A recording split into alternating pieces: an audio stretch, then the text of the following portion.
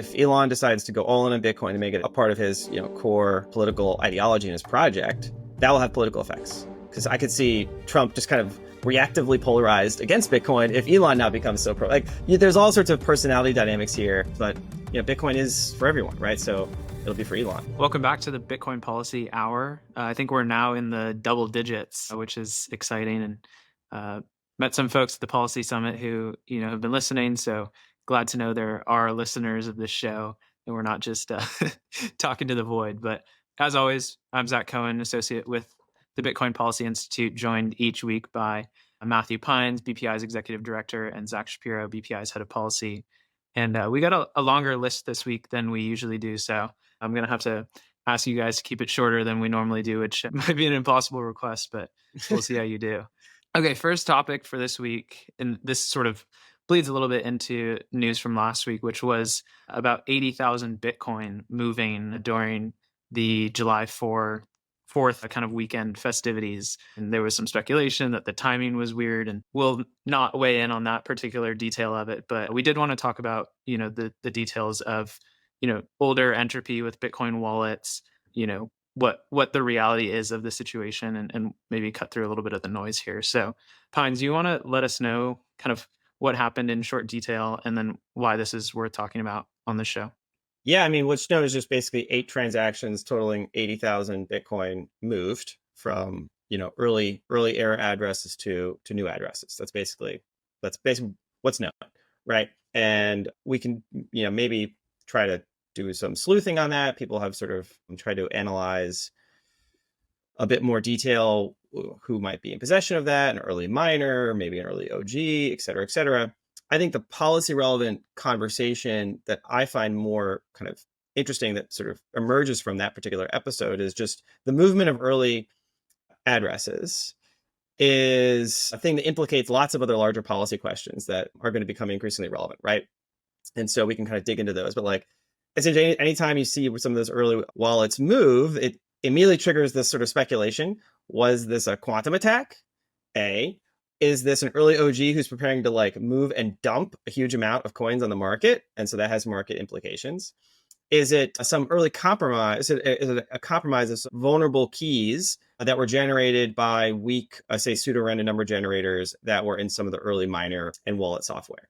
Or is it somebody just trying to, mess around, right? Just move things just for the sake of it, right? Create FUD or who knows, just some person decided to do it, right? And there's no larger meaning. And the thing about the nature of the blockchain is that there's no canonical truth associated with any of those interpretations unless you happen to, be in the room with the person as they're deciding to move those coins, or you're part of whoever cracked those early keys. And so there's an inherent ambiguity to the movement of early addresses that isn't necessarily going to get resolved now or into the future.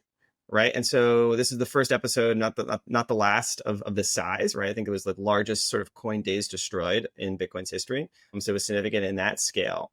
But it brings up kind of this scenario, right, that could happen again in the future, where, how it gets interpreted on social media could determine whether this is perceived as a much larger threat. Right. And whether this sort of narrative takes hold and it translates to policymakers, it translates to financial markets, right?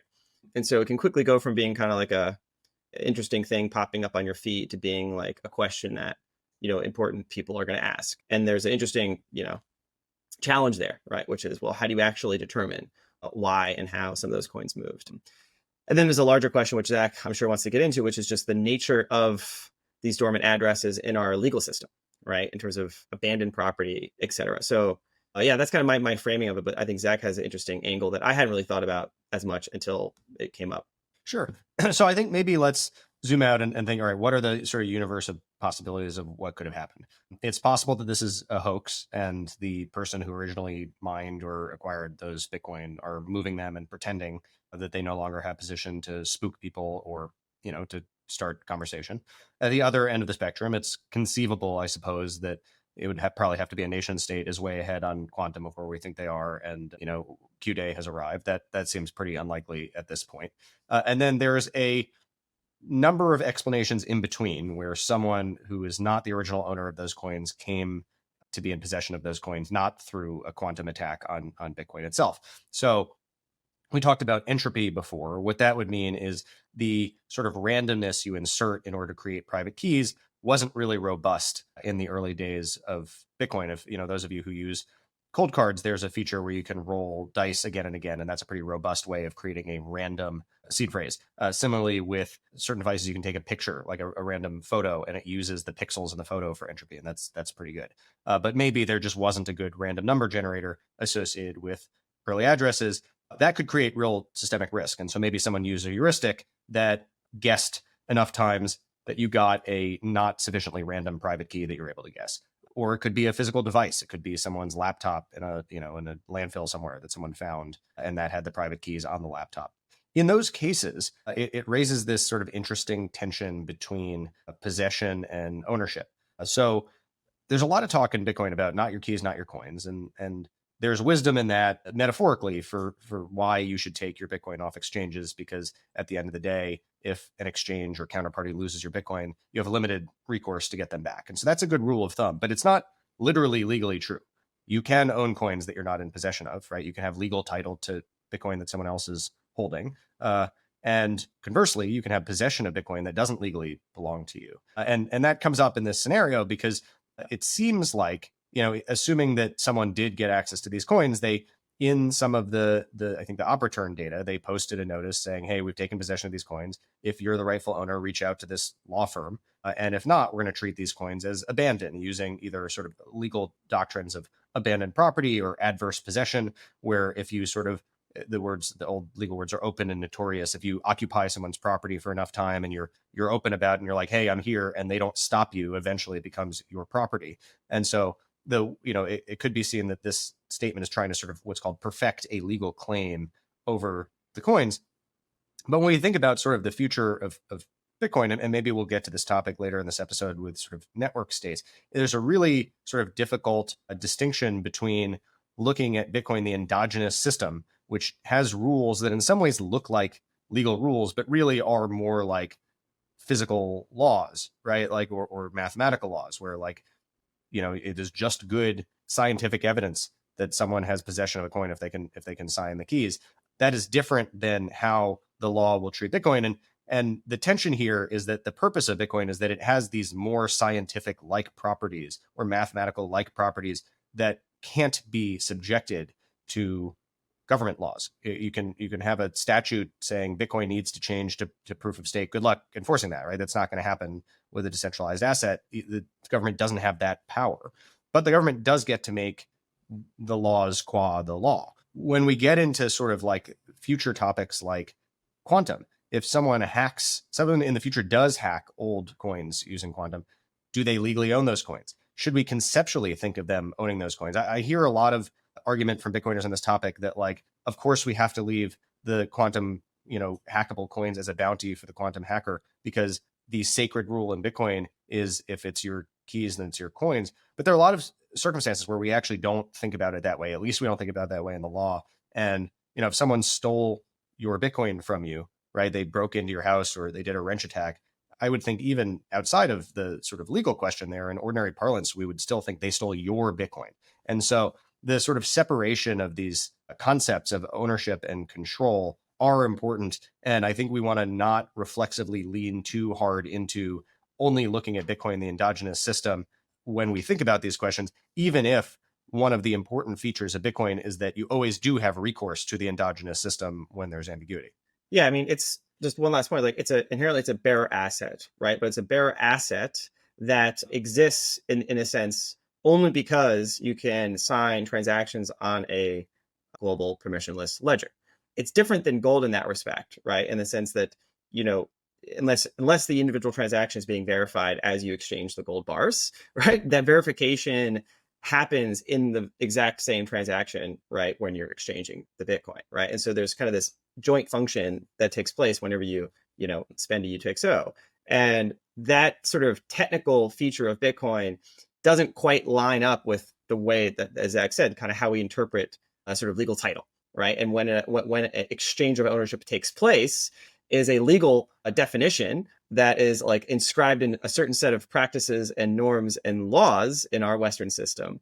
And those are just only like, they have a mapping, but not a neat mapping to how transactions take place technically on the Bitcoin blockchain. And then there's the sort of layered on component of this when we think about quantum, because I think a plausible scenario for quantum, again, plausible, not saying this is likely, but just like imagine, where we have these first inklings of a potential problem, right? Is you could have, say, a leak in the Washington Post through David Ignatius, where anonymous intelligence sources say they strongly suspect that China has developed a cryptographically useful quantum computer, and they have apparently cracked some US government classified information. Say that gets leaked through an op-ed or some news article. It's not dispositive. It's anonymous sources. There's no proof, right? As soon as that article is out there, everyone else is now going to Bayesian update their view of the probability that a cryptographically useful quantum computer exists. Then the next time one of these early addresses moved, the default assumption about why it moved, right, could now dramatically be different.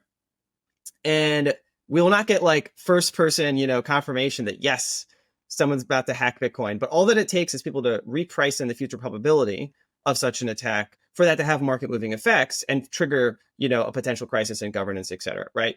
And so the conversation around quantum is like, yes, there's a technical conversation about how far we are away from an actual technical threat, which is I'm going out to San Francisco, by the time this airs, to have like a conversation about that, hosted at Pursuit of Bitcoin. That'd be a fascinating conversation with some technical developers. Really looking forward to that.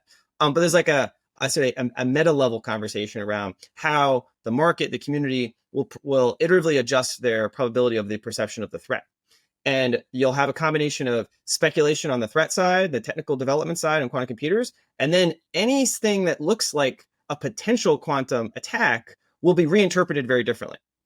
And so that's why this is a good example of like these sorts of coins continue to will occasionally keep moving, right? But as the quantum thing becomes more and more of a salient topic, the suspicion in the community of any given address being moved could be reinterpreted very differently. And there's no clean threshold for that, right? But it's important to sort of monitor these conversations because they're kind of the only data points we have to sort of assess how will kind of the amorphous blob of Bitcoin and Bitcoiners interpret these sorts of coins moving, right? Because it won't be like a coin moving and all of a sudden it'll just broadcast itself as like, I'm a quantum computer attacking you, right? It won't look like that. It'll just look like an early address moving, right? And there might be certain ways of kind of categorizing, okay, what you would expect the behavior to look like, and would it deviate from that type of behavior? But it's going to be ambiguous, and obviously an attacker could have lots of ways to try to sort of obfuscate and make it look like what they're doing is just like a normal address moving, right? And so this is not going to go away. Yeah, I think another way of saying that is that it doesn't just matter when is Bitcoin literally vulnerable to quantum. It matters when there's a credible threat. And because the whole point of Bitcoin is that it's a hard asset, right? Its scarcity is really important. Its security is really important. As soon as like we need to take seriously the possibility that there could have been a quantum hack, that actually really goes to how, perceived secure the asset is and how much it's worth. And like that is a reason to start taking this stuff seriously and a reason to have conversations like the one that you're going to have at Presidio Bitcoin. I just wanted to touch on one more point around sort of this ownership and control thing for the sort of reply guys who are in the camp of, your keys equals your coins. Exactly. We don't have a good, at least legal definition, or I think conceptual sort of philosophical definition of what it means even to possess Bitcoin, let alone to legally own it. Right. So what does it mean for it to be your keys? Who is in possession of Bitcoin where the private keys are posted publicly on Twitter? Who's in possession of like, private keys that are on multiple open dimes? It's the same set of private keys. So shared private keys is something we haven't decided yet. When do you take possession of Bitcoin? Is it once you've glanced at the private keys, once you have access to that knowledge, if it's in a locked file and you've got like a treasure map to get to it? Do you need to move it to an address that you control? That's something I've seen proposed as like a definition of sort of control or possession. But, when we have something that literally is a question about, is someone able to sign? The number of ways in which someone could arguably be able to sign, or multiple people could be able to sign, or you're not sure if you're able to sign, gets really just epistemically messy. And so we do need to create some sort of either just legal or logical concepts around what we mean by I have Bitcoin, other than what can be seen literally on the blockchain. Great. The last point I want to touch on before we move on is the Solomon Brothers notice. Zach, maybe you want to dig into that. I don't even know sort of what their role is. I think they said that they had a client who had made certain claims about this. Yeah, so this is what I was referencing before with the abandonment or adverse possession doctrine. The idea is if you're not, like, you got access to the Bitcoin somehow, whether that was through an exploit because of lack of entropy, or you found a physical device somewhere that doesn't belong to you. We're talking about a lot of money here. We're talking about $8.7 billion. If you're coming into $8.7 billion, you want to have the best possible argument as to why you get to keep it if the authorities come knocking, right? Which they might if you just happened into that many billions of dollars. And so just in case the government or a judge or whatever is going to say, this is not your property, you found it, that doesn't make it yours, you want to avail yourself of every legal argument you have. And one is to post a public notice through a law firm. You probably don't want to expose your name or identity if you come into $8.7 billion of a bearer asset, right? That's not great for your safety.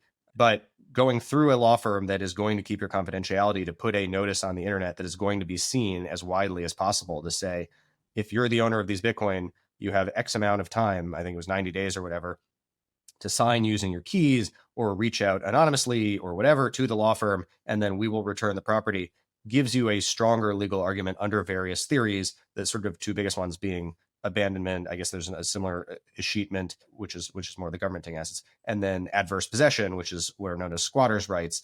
If you sort of claim, hey, I have this, and you give people a chance to take it back and they don't.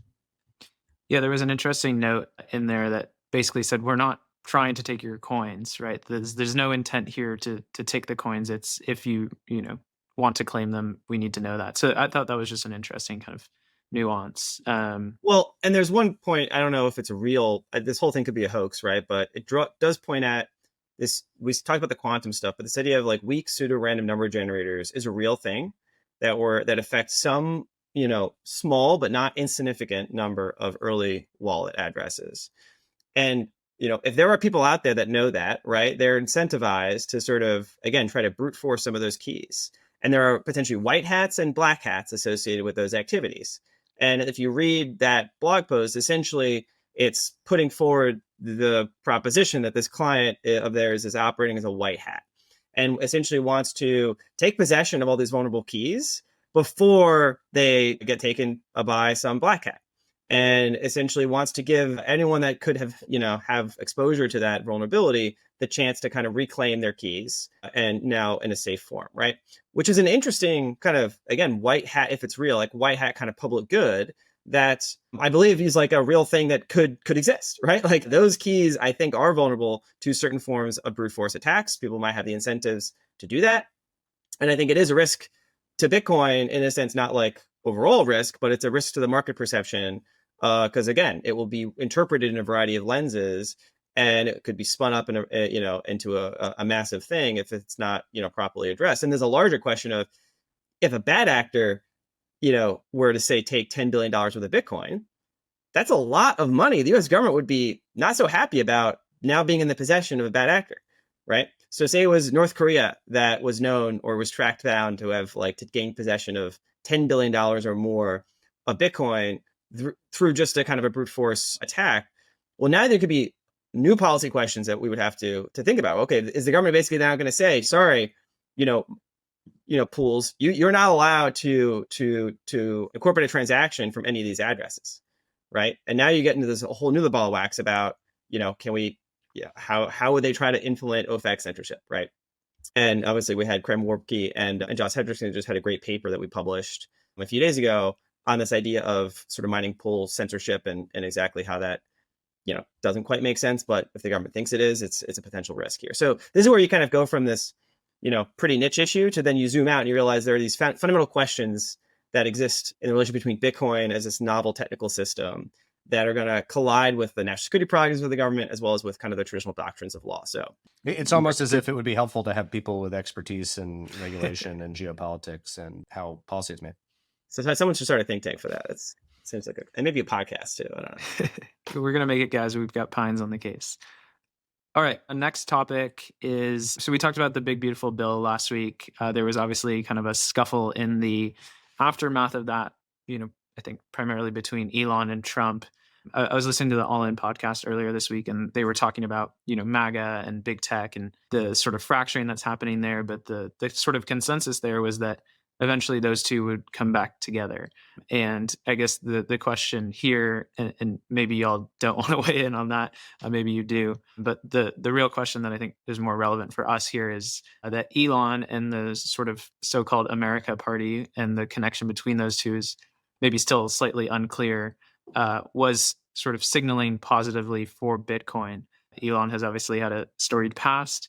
He says things and then backtracks. I just want to dig into that.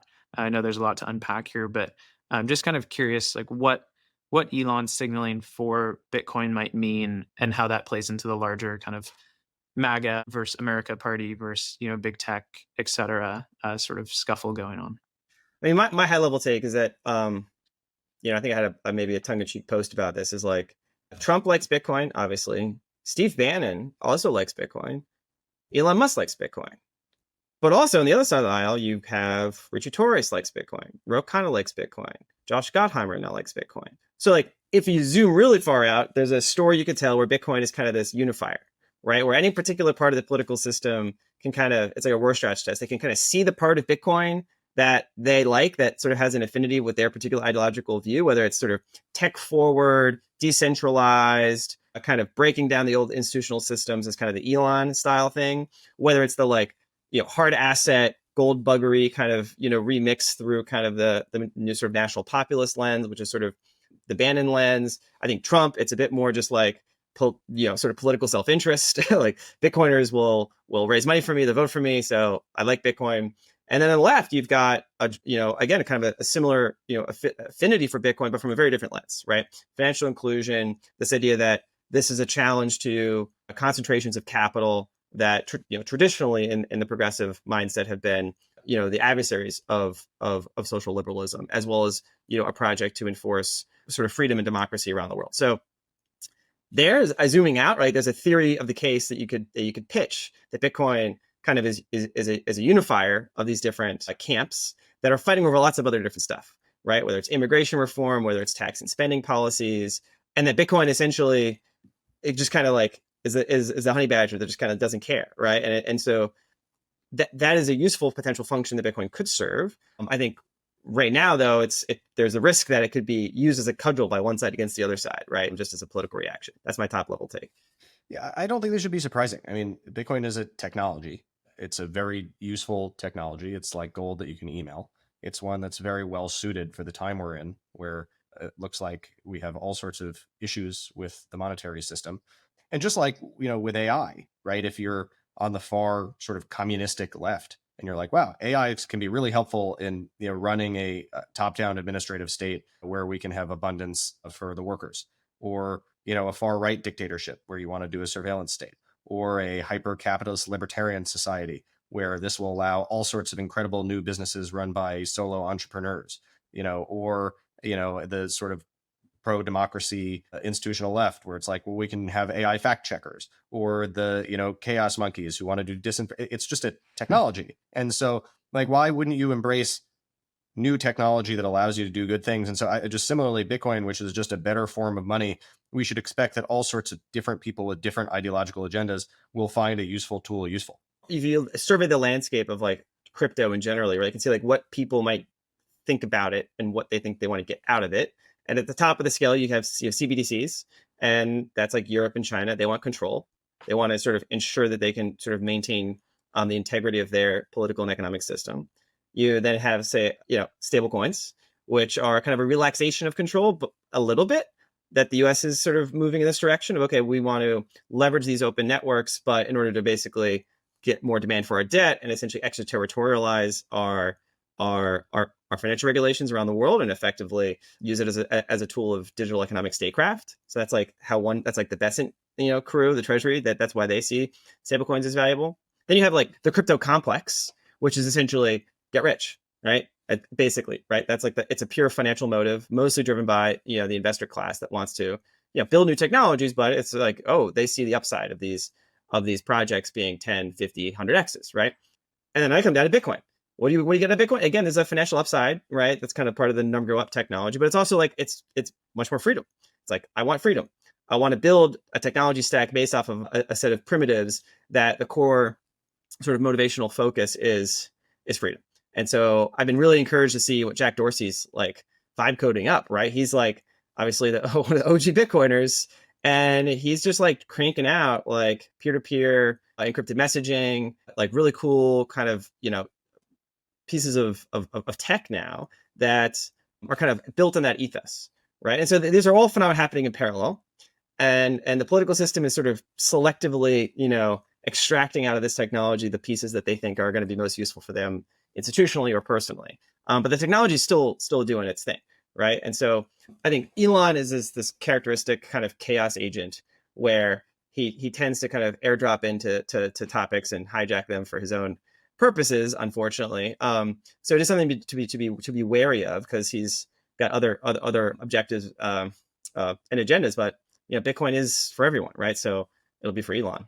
Yeah, I mean, I think the thing I want to dig into a little bit further here, right? Like, totally agreed, Pines. At the high level, right? This should be a sort of politically, or partisanly, or whatever that may be, sort of unifier, right? Like, if you've got people on both sides of the aisle, if you've got people even within factions of the Republican Party sort of agreeing on this, and yet we're seeing like very sort of significant headwinds, I would say.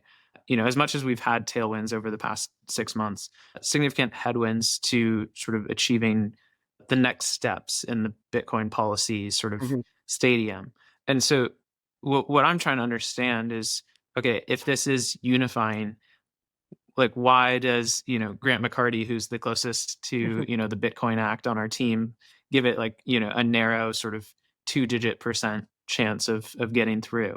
Why has this become sideline? I mean, it's the classic kind of political dilemma of what's a priority and what's not, right? When, everyone likes, clean water and likes these public goods, and everyone pretty much agrees on them. But is that going to be the loudest voice in the room, like articulating a rationale for a politician to prioritize X bill versus that? No. So everyone has it as like their thing that they think is good in general for various reasons, but it's not going to be the thing that they're going to fight for, right? That they're going to often, trade something off that is much more in their narrow, business interest. And then more generally, the partisan inflection here is like the separation of Bitcoin and crypto has not really happened inside DC, right? It's all one thing, right? If you read the New York Times articles, it's like the crypto complex is seen as just this kind of, entire, connected blob. Right. And so the same sorts of stuff with like Tron and Fartcoin and stablecoins and Bitcoin are in the mass imagination, I'd say, the majority of politicians, kind of all lumped together. And so the politics of this is the Trump administration, is going in a very pro-crypto direction.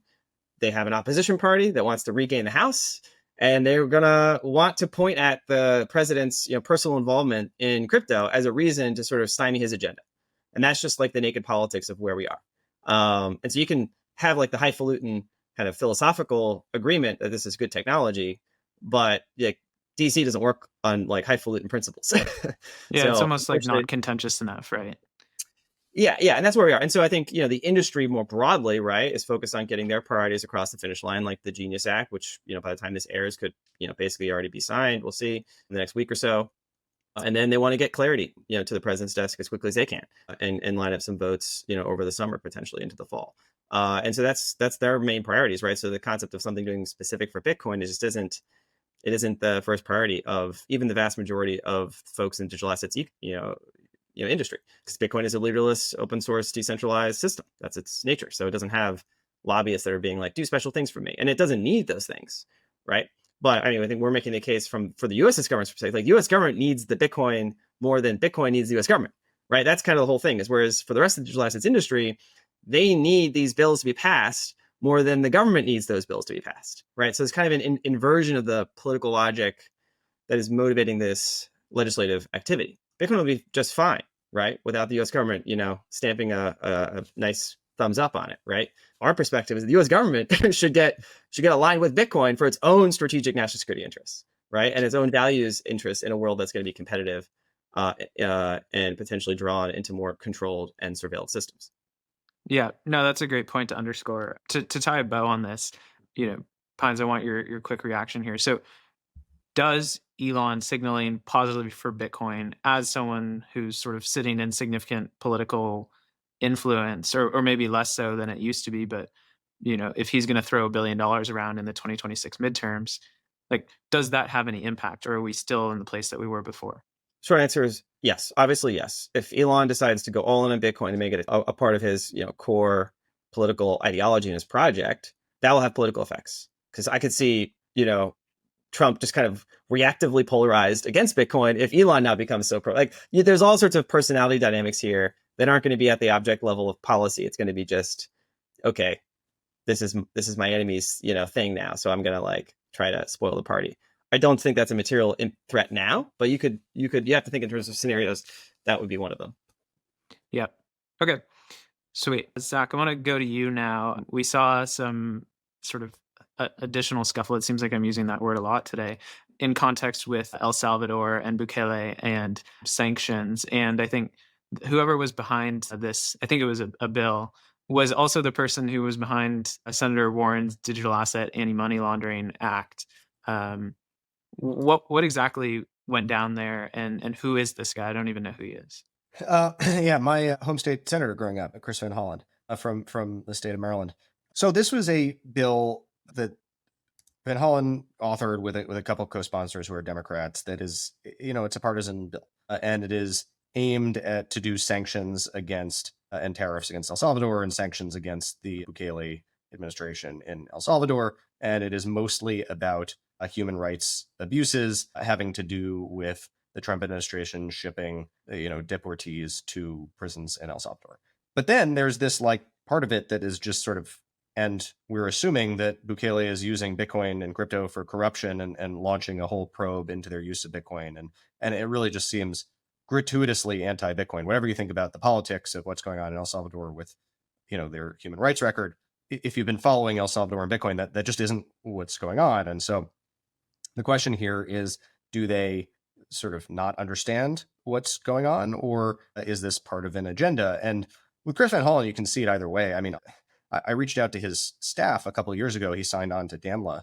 I think this was before I was as involved with BPI as I am now. I just wanted to understand, because I grew up in Maryland, and he was otherwise a good senator. And his staff was like, no, don't worry. DAMLA, which by the way is the Elizabeth Warren bill, which is a ban on using Bitcoin. They said, we intend this to be a light touch in regulation. And if the industry doesn't agree that it's a light touch, we'll revisit that. And so maybe the staff was clueless. The fact that this is now Van Hollen is the author of this bill. And again, I'm not gonna take a position one way or another on the human rights stuff, but the Bitcoin stuff is just dumb and punitive for no reason. So what's going on? We tie back to our earlier conversations, right? So Bitcoin is just a useful tool. It's neutral. Most people, I think, could find good use for it for their political ends. The majority of policymakers and lawmakers in DC, I think, describe them well as they don't really get why there's a huge priority. It's hard to separate Bitcoin from crypto. It's confusing. They're not experts. Fine. But then there are some people for whom, and this is true of any technological revolution, it actually just kind of is bad for them.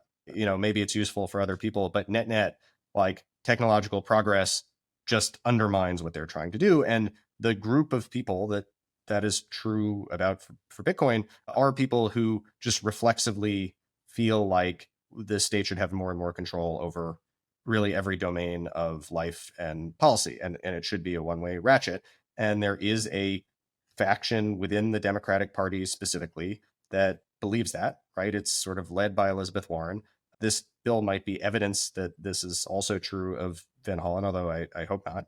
And what makes a lot of the sort of legislation that we're just talking about harder, aside from just apathy on the part of lawmakers who don't understand why it's important. And by the way, our primary mission at BPI is not to do battle. It's to just politely explain to people, hey, this is an important thing you should pay attention to, and here's how it works. And think about what good policy means. There is a group of enemies, right? There just is. There are people.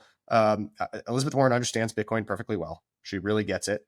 And she gets that while it is a neutral technology in terms of like how it works and who it can help and what it does, on balance, it provides a technological means to exit from the monetary policy set by any specific government. It provides a means to not have to be completely shut down by capital controls, right? When a government says you can't move money in and out of the country, you can imagine a time in the future where, you know, there are such punitive, like let's say Elizabeth Warren gets her wealth tax through, right? And it gets up to like a really high percentage and rich people want to flee.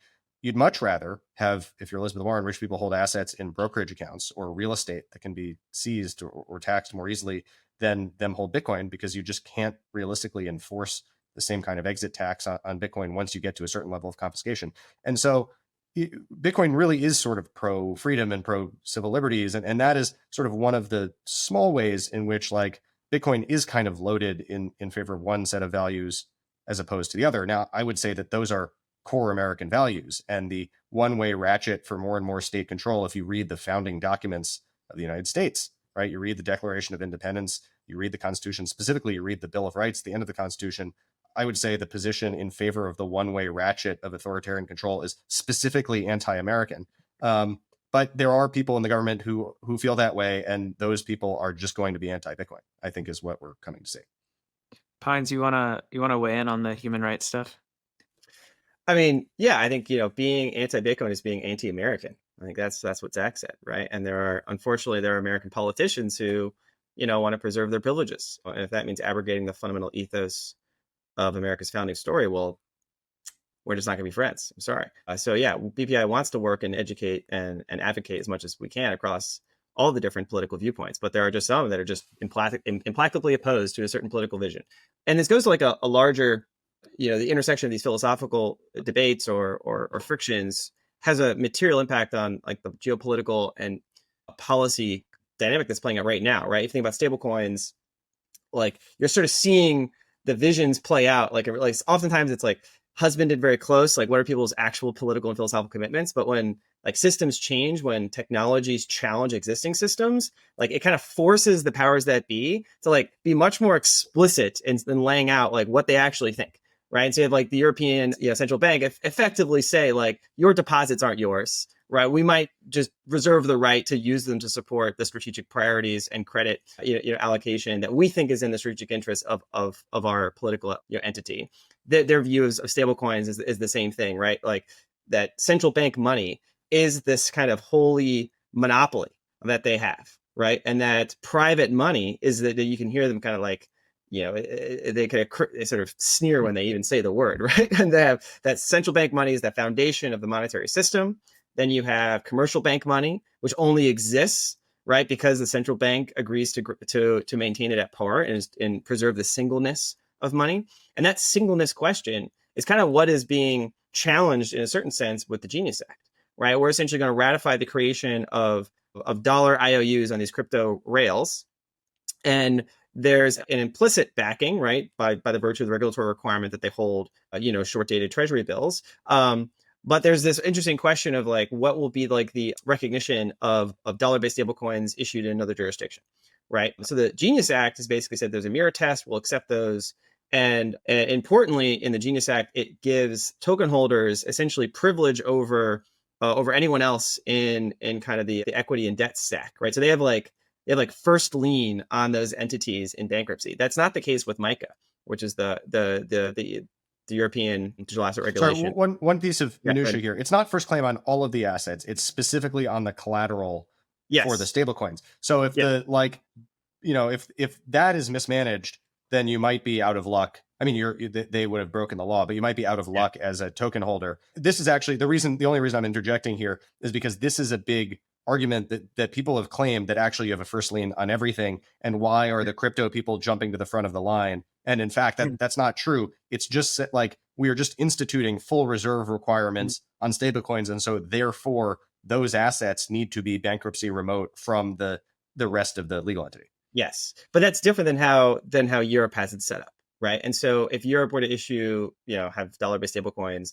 there's an interesting question of like, well, the fungibility across those different stablecoins, right? So we could be entering a paradigm where the monetary order becomes much more competitive and much more dynamic, where there's lots of different sort of dollar and other currency like tokens floating around, and they're competing for market share, and they're using the regulatory process in their different jurisdictions to try to win that market share. And the U.S. is coming out kind of hard in the paint and saying, we want to basically push stablecoins everywhere, right? Dollar-based stablecoins everywhere. Europe is kind of freaking out. China is almost like belatedly coming back to the party. Hong Kong just passed their ordinance for RMB-based stablecoins that they're now debating whether they're actually going to pursue. There's a fight with the onshore mainland authorities on that. But this is like going to be the test case, right? How much can the U.S.'s first move here, challenge the incumbents in these more controlled systems? And the U.S. is sort of making this kind of difficult bet with itself, right? Giving up some degree of control in order to win this geopolitical fight and also ensure some monetary and geoeconomic advantages. But they're not going all the way, right? They're not raving libertarians, right? Saying, hey, it's free money for everyone. Like stable coins, the whole point is they can be burned and froze, right? And so they can be still instruments of U.S. national power. And the El Salvador connection is quite interesting because Tether is registered in El Salvador, right? That's their headquarters. They're going to build this massive new skyscraper there, right? And so you can see the geopolitical sort of valence of the Trump administration's both pro-crypto policy as well as its sort of Latin American policy intersecting with things like the Van Hollen bill, right? Where there's some strategy playing out here. Tether being kind of this offshore entity that's going to try to do some onshore compliance, and the U.S. government's sort of geopolitical prerogatives to expand the dollar and also use every instrument as a tool of geopolitics. Like Trump just slapping Brazil with 50% tariffs, even though we want to trade surplus with them. It's clear that they're fully willing to use almost any instrument as a means of geopolitical coercion and statecraft, right? There's maybe smart and less smart ways of doing that in any particular context, but it's now clear that's the era we're in. And so the central banks and sort of financial policy regulators that were used to operating in an environment where like these questions were somewhat narrow in their own little walled garden, and where their expertise and their prerogatives were kind of, the ones that like sort of rule the day. They get to testify at these hearings. They get to write the rules. Those days are over, right? And now lots of other dynamics are coming in, and they kind of resent that, right? That's been their special privilege, and that's their expertise. So this is the challenge between sort of managed technocracy that is, been comfortable inside these institutional bureaucracies, being challenged by, a variety of different chaos agents and geopolitical prerogatives that are, people are going to fight over these things. And Bitcoin is now caught up in the mix. All right. Next topic on the list, the Roman Storm trial is coming up, I believe, in early next week, maybe Monday of next week. Zach, what are we looking out for there? Is there any end in sight, or are we still kind of where we started? Well, the trial is going to be important, right? Because in the legal system, judges get to decide issues of law and juries get to decide issue of fact. And so a jury is going to be asked whether a Roman Storm is innocent or guilty of the crimes he's been charged with. The two sort of major offenses here, one is conspiracy to commit money laundering. That is going to be about, did Roman Storm intend, not just know, but intend to help criminals launder criminal proceeds that he knew were criminal proceeds. The main piece of evidence that I'm aware of here is going to be a jokey T-shirt that the Tornado Cash team sold that said, "I violated OFAC sanctions and all I got was the stupid T-shirt." Hopefully the jury can interpret that in the spirit in which it's meant. And the other is going to be this unlicensed money transmission charge, which is now this sort of tortured version that the government has been pushed back into, where the word license and unlicensed actually doesn't mean anything. The government is not arguing anymore that Roman Storm needed a license to run Tornado Cash. They're using this statute that says if you transmit funds that in this case not intend, but know to be criminal proceeds, then you can be found guilty of unlicensed money transmission, despite the lack of need for any license. And here, the reason why, in my view, Roman Storm is not guilty of that charge is because he didn't transmit funds, right? He wasn't in possession of funds, therefore he didn't transmit them. The users of his software transmitted funds. And so it seems like there are messages that when North Korea was putting hundreds of millions of dollars through Tornado Cash, no doubt Roman was aware of that. He wasn't the one transmitting the funds, North Korea was. But is that an issue of fact or is that an issue of law? I would think that that's primarily an issue of law about what transmission means under sort of relevant statutes, but we'll see, how a jury deals with that. So Look, it's going to be a tough case. He's got good lawyers. I'm sure, there may well be an appeal here depending on how it comes out. But there's sort of important factual precedent here, a little bit less sort of on point for Bitcoin than the sort of like legal precedent about what specifically does money transmission mean that like judges get to decide. The judge already decided that in this case, in my opinion, just definitely decided the wrong way. But, hoping the best for Roman and his defense team. Moving on to our final topic for the day. This is one Zack is excited about, and it looks like Pines is excited too, if you're not watching on video, which is Balaji's network state. There was I think a recent podcast that maybe re-spurred some interest here with Jason from All In and Balaji. And they were talking about sort of the status of the network school in Malaysia, which is sort of a manifestation of the idea laid out in the book, The Network State. So, Zack, I don't know if you want to kind of steer the conversation here. Briefly at the highest level, the thing that Bitcoin achieved was creating a better form of money by replacing, fiat money, which operates on the what powers it is the monopoly of violence by the state and sort of recourse to courts, and switching that out for game theory and cryptography, which are the things that back Bitcoin. There is an open question as to whether you can use cryptography to do that for things other than money, right? We have a proof of concept for money with Bitcoin. Can we do it with other stuff? And there is an interesting sort of part of the non-Bitcoin crypto world, which is trying to do this with something called decentralized autonomous organizations. Now, for any listeners, I want you to separate out the concept of a DAO from any purported DAOs that exist now. By and large, the things that call themselves DAOs are terrible. They're out there to sell tokens. The governance is awful. They're not really autonomous. So forget anything that exists currently. But can you replace the current best-in-class option for creating, bringing people and capital together, which is a Delaware C Corp? That is what you do if you're going to, bring a bunch of people and capital together. But what backs that is the same thing as fiat money. It's the monopoly of violence in the state, and it's recourse to the courts. Can you replace that with something like game theory and cryptography, where you start with like a multi-sig that requires enough people to sign keys to move funds, and that becomes your treasury management rather than having officer or director titles and like a physical bank account? Can you outsource governance? Can you have reputation scores and digital identity and bring all of these sort of like primitives and string them together to bring people and capital together, first for a company, and then if you broaden that out, can you do that for a state? Can you create decentralized opt-in services that are normally now given by violence-backed local physical authorities? Can you instead do a distributed thing where your Social Security, your pension, your insurance, whatever, is done by a opt-in system, and then maybe the role of physical states retreats to like the military or some sort of local police, or maybe you could do private police. So it is in some ways a libertarian fever dream. And the sort of most fulsome description of this comes from a 1990s book called The Sovereign Individual that probably a lot of Bitcoiners are familiar with. There's an updated version called The Network State, which is a couple of years ago. It was written by Balaji Srinivasan, who's sort of a thinker in the space. And then there are a couple of like experiments. In Malaysia, Balaji's got his stuff going on. There are these sort of autonomous zones like Prospera. I was actually just talking to a Bitcoin startup that's incorporating Entity and Prospera so they can have one of their subsidiaries be on an actual Bitcoin standard, which is something that these places allow. And so it's really early days. I think this is going to be like a Darwinian evolution. A lot of these things are going to fail. But if you believe in the sovereign individual thesis, the advent of the internet as communications technology, the advent of peer-to-peer digital money with Bitcoin and Bitcoin-related things should on net maybe make physical nation states less important and things like city states and sort of distributed governance more interesting and more viable.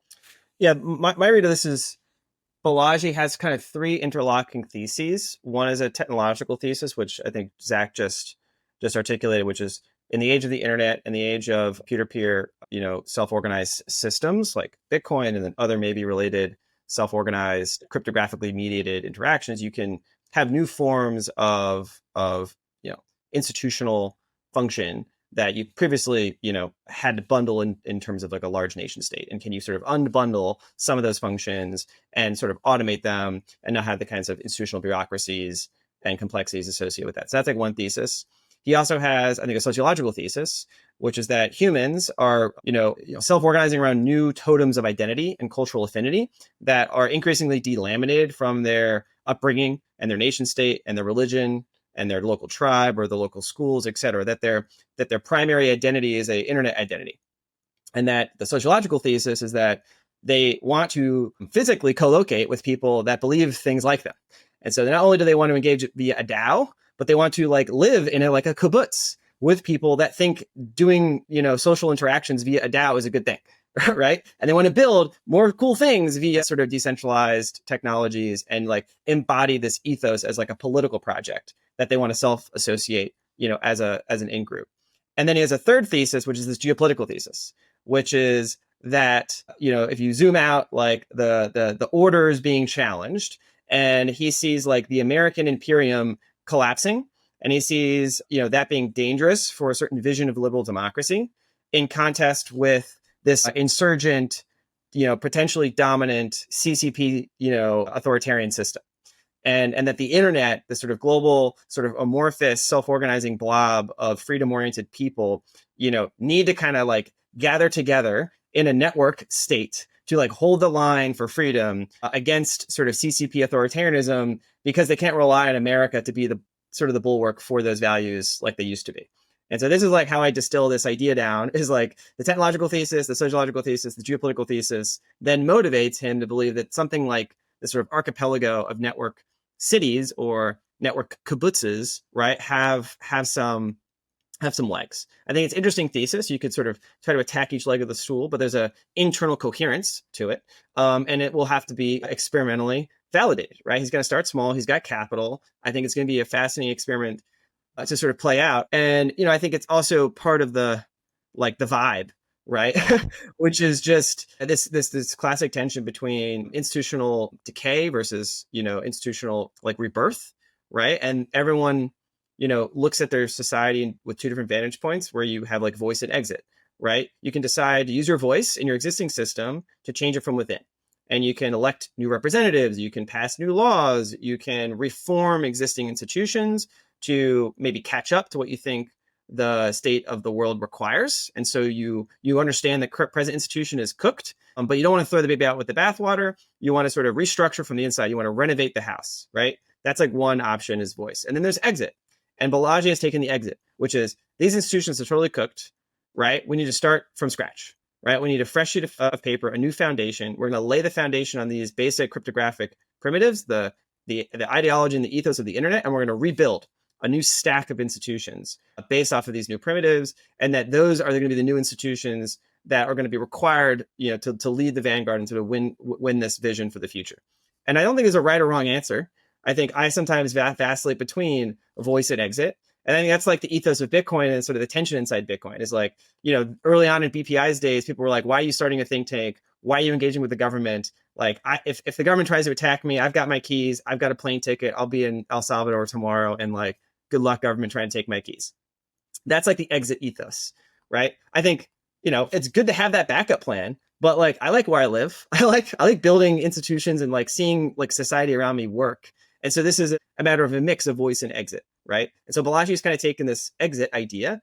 What's interesting now, though, is that as he tries to succeed, he kind of has to use the voice. He has to go on the podcasts with the influencers and try to win the right to establish these special economic zones, win the right to, build these facilities. And so you kind of can never get away from full exit. Wherever you end up, you're going to have to deal with some existing political order. You have to convince that political order to let you sort of build what you want to build there, right? And so you're going to be attracted to, sort of blank spaces on the map that are going to be more conducive to doing that. But they're never completely blank. They're just, easier places to kind of, find that wedge and then grow it. So we'll see. But that's my take on it.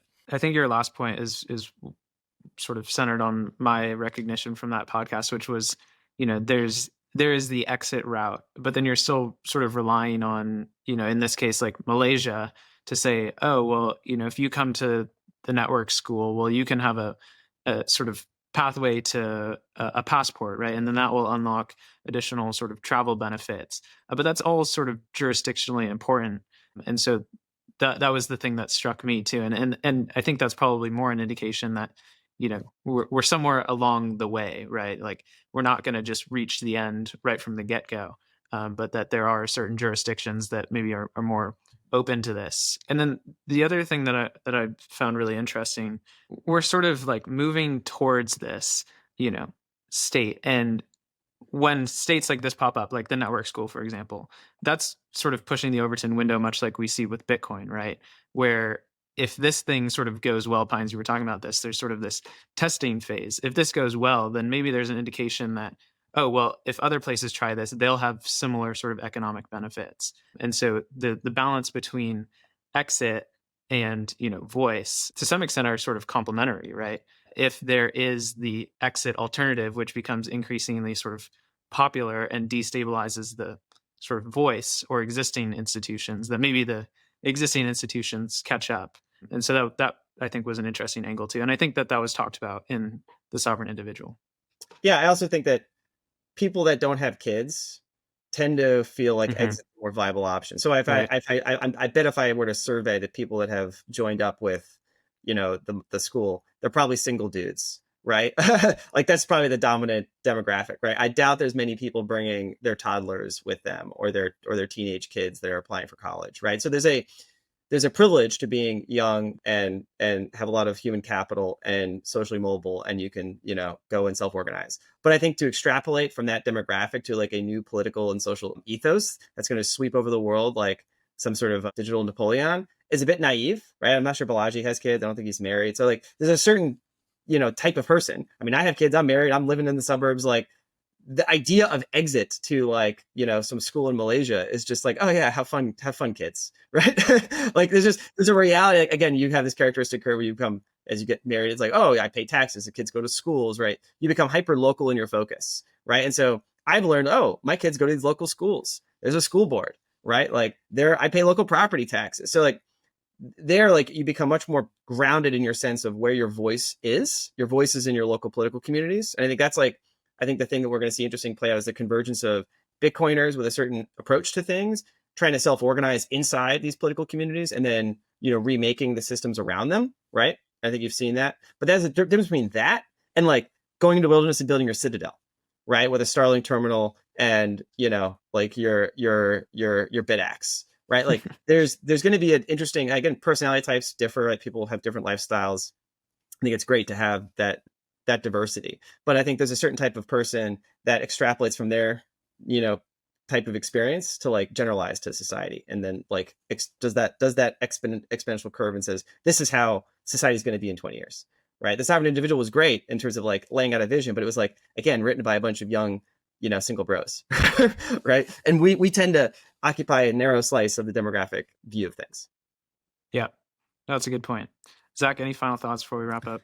Yeah, I mean, I think this is probably a topic that will continue to have relevance and we'll probably come back to. I just wanted to put one other marker here, which is other than Bitcoin, I think the two technologies that I'm watching that bear on the feasibility of this project are specifically open source AI, right? Like clearly AI is going to be an important part of governance and commerce in the future. And presumably these nation states would, not nation states, these city states would rely on open source models. And the more sort of extensibility there is of those models, the more likely to succeed.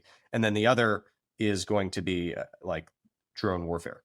I think sort of are drones going to be more of a defense or offense tool, is going to decide whether like these things can exist in physical space or whether they're just going to get swallowed up by larger nation states nearby.